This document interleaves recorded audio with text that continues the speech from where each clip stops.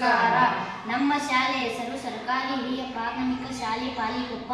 ನಾವು 8ನೇ ತರಗತಿಯಲ್ಲಿ ಓದುತ್ತಿದ್ದೇವೆ. ಘಟಕ ಬಲ ಮತ್ತು ಒತ್ತಡ. ಬಲ ಎಂದರೆ ಎಳೆಯುವಿಕೆ ಮತ್ತು ತಳ್ಳುವಿಕೆ ಪ್ರಕ್ರಿಯೆಗೆ ಬಲ ಎನ್ನುವರು.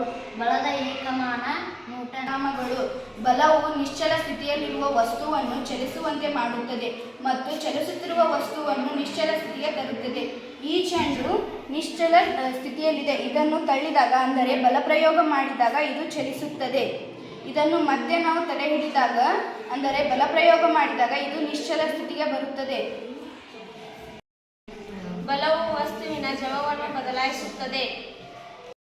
ಈ ಚೆಂಡು ಚಲಿಸುತ್ತಿದೆ. ಇದರ ಮೇಲೆ ಹೆಚ್ಚಿನ ಬಲ ಪ್ರಯೋಗ ಮಾಡಿದಾಗ ಚೆಂಡು ಜವವು ಹೆಚ್ಚಾಗಿಸುತ್ತದೆ. ವಸ್ತುವಿನ ಚಲನೆಯ ದಿಕ್ಕನ್ನು ಬದಲಾಯಿಸುತ್ತದೆ.